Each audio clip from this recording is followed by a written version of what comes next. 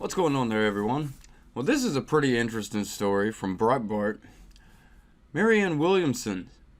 I didn't think the left lied like this. It's kind of a funny story.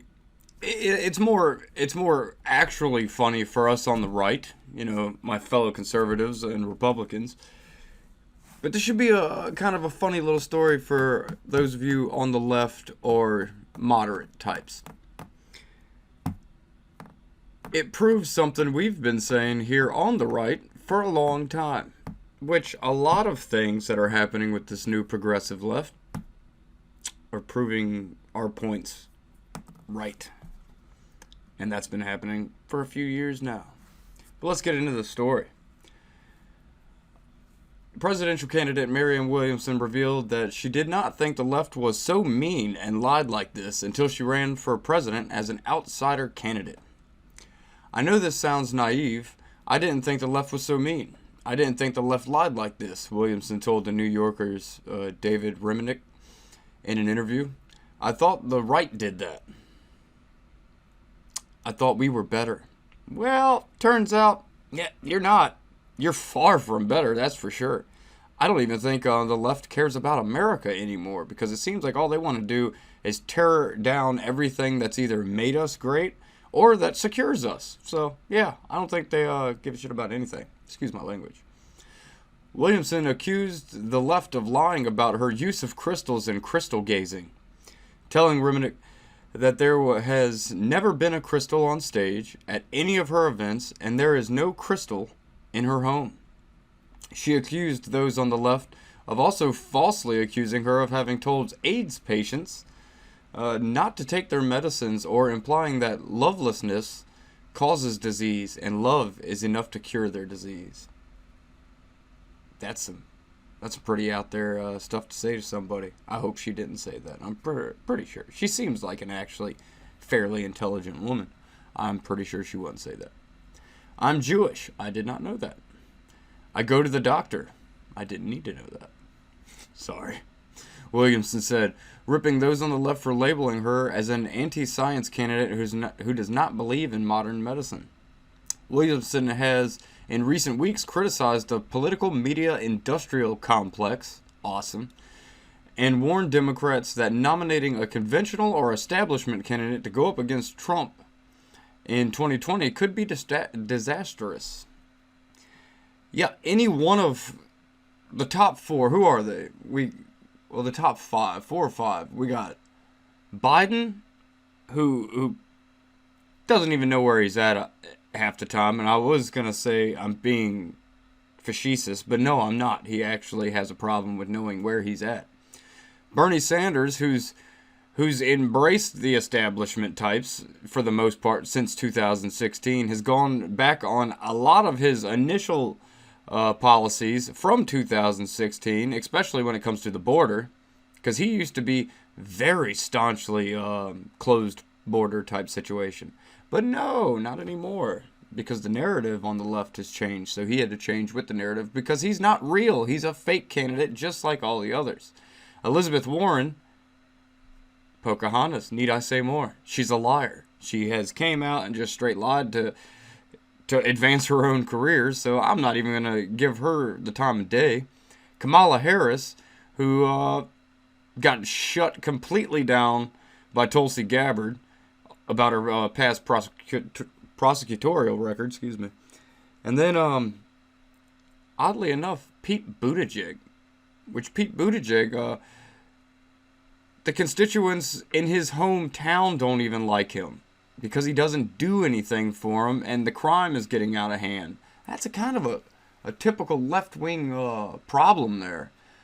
These people vote in the left, and they think everything's going to be all happy-go-lucky, and look what happens. Crime gets rampant, drugs go rampant, homelessness becomes an issue. Yeah, I get that. Yeah, it makes sense. Williamson will not be at the third debate next week in Houston. Though she has met the 130,000 unique donor requirement for the second round of debates, she needs 3 more qualifying polls, at least 2%, to qualify. Yeah, a lot of their best candidates are the people they're not allowing to qualify because they're manipulating their polls to make sure they have who they want on top. I mean, you got people like Klobuchar who made it. The lady who eats salad with combs, hair combs, yeah, she made it, but people like Tulsi Gabbard didn't. Sorry, Tulsi Gabbard was probably the best candidate they could have propped up, but they didn't do it. So I'm going to give them crap every chance I get about it. Even though I would never vote for her, I support Donald Trump. I support his policies. I like Trump. Criticizing the nominating process, Williamson recently said on MSNBC that there should be a deeper conversation than just the horse race. And I wondered why so few polls approved by the Democratic National Committee were released prior to September's debate deadline. It's because they don't want the people to see. They don't want people to see actual things. They don't want that.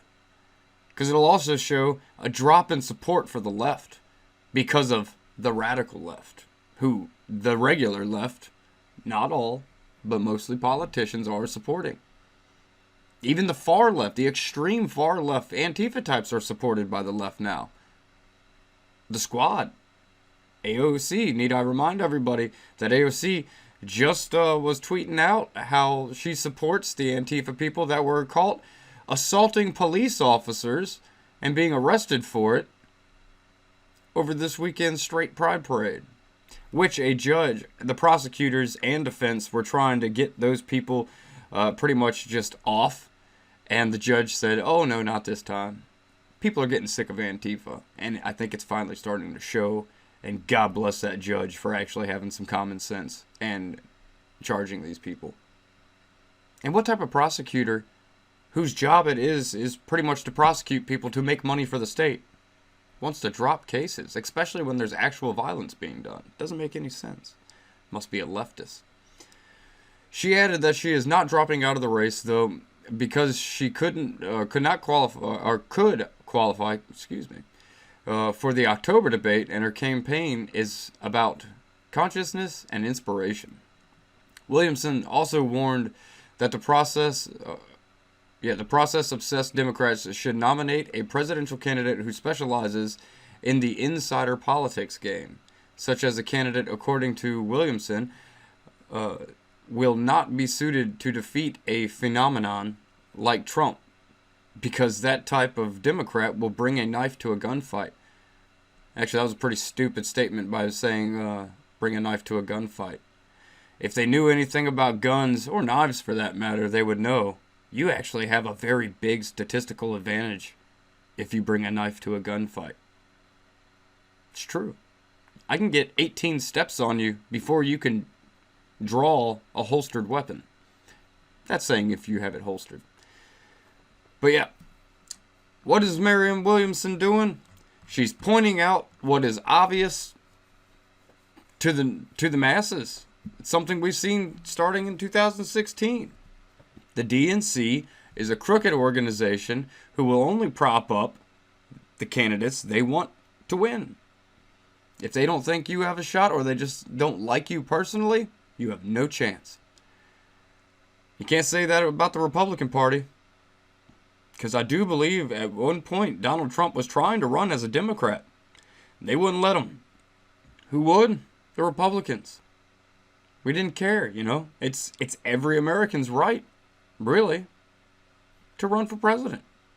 You watching out there right now, yeah, you could run for president.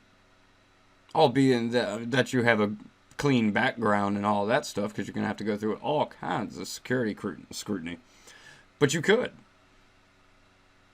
And who's not going to let you on the debate stage or platform you in any way? The DNC, because you're not part of their establishment. Sorry. But the Republicans will put you up because every American's got a voice. And by God, we believe in letting every American voice their opinion, whether we like it or not. You still have that right. But I'd love to hear your comments, and as always, like, share, and subscribe. I will catch you on the flip side.